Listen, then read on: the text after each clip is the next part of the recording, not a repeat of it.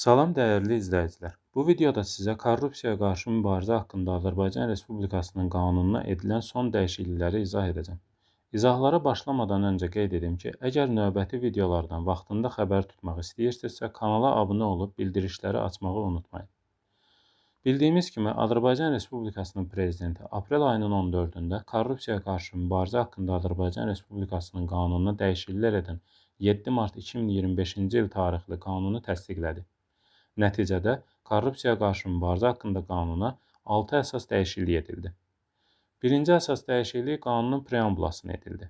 Belə ki, dövlət və ya bələdiyyə mülkiyyətində olan və ya paylarının, yəni səhmlərinin nəzarət zərfi dövlətə və ya bələdiyyəyə məxsus olan hüquqi şəxslərin, həmçinin büdcə təşkilatlarının əlavə edilməsi ilə qanunun tətbiq edildiyi təşkilatların əhatə dairəsi genişləndirildi. İkinci əsas dəyişiklik korrupsiya anlayışı ilə bağlıdır.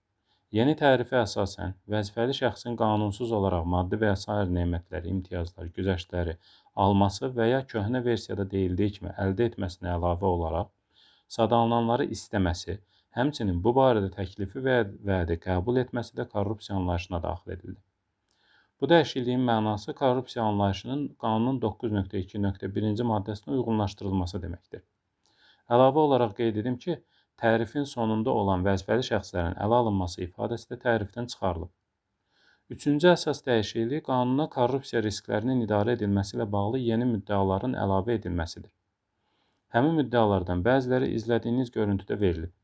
Digər müddəalar isə 8-1-ci maddə olaraq qanuna əlavə edilib. Bu yeniliyin məqsədi isə korrupsiyaya qarşı mübarizənin gücləndirilməsinə dair 2022-2026-cı illər üçün Milli Fəaliyyət Planındakı tədbirlər planının 1.1 və 2.17-ci bəndlərinin tələblərinin icra edilməsidir. Həmin tədbirlər planının 1.1-ci bəndində nəzərdə tutulan qaydaları Azərbaycan Respublikasının Nazirlər Kabineti müəyyənləşdirəcək.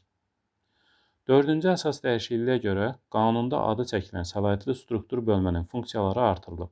Belə ki, maraqlar toqquşması və korrupsiyanın qarşısının alınması məsələləri üzrə konfidensial məsləhət verilməsi və korrupsiya risklərinin idarə edilməsi də onların funksiyalarına əlavə edilib.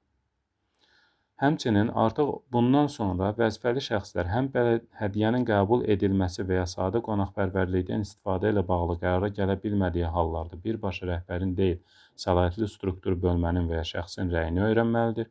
Həm də maddi və ya sair nemətləri, imtiyazlar və ya güzəştlər vəzifəli şəxsə ondan asılı olmayan səbəblərdən verilərsə, o bu barədə birbaşa rəhbərinə deyil, səlahiyyətli struktur bölməyə məlumat verməlidir.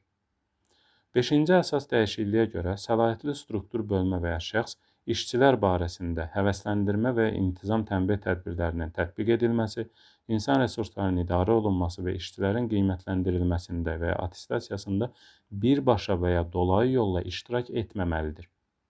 Gördüyümüz kimi, ləğv olunan 11-2.4-cü maddəyə əsasən səlahiyyətli struktur bölmənin nümayəndəsi attestasiya komissiyasının iclasında iştirak etməli idi. İndi isə bu funksiya onlardan alınıb.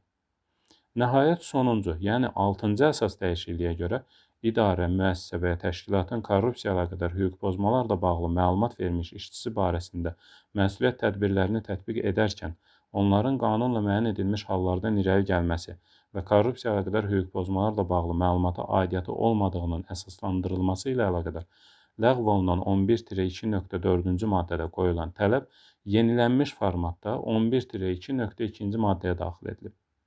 Həmin maddədə o da vurğulanır ki, əgər korrupsiya əlaqədar hüquq pozmalarla bağlı məlumat verən şəxs ona qisas almaq məqsədi ilə hər hansı tədbirlərin tətbiqinə dair dəlillər irəli sürərsə, həmin dəlillərin təkzib edilməsi işəgötürənin üzərinə düşür.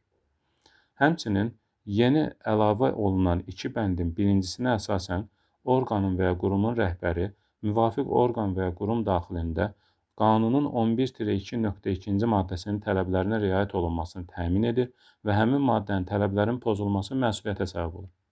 Digər əlavə olunan bəndə əsasən, qanunun 11-2.2-ci maddəsində nəzərdə tutulan tədbirə məruz qaldığını iddia edən şəxs pozulmuş hüquqlarının bərpası üçün aidiyyatı üzrə yuxarı vəzifəli şəxsə və məhkəməyə müraciət edə bilər. Bununla da qanuna edilən dəyişikliklərin izahı bitdi. Sona qədər izlədiyiniz üçün təşəkkür edirəm.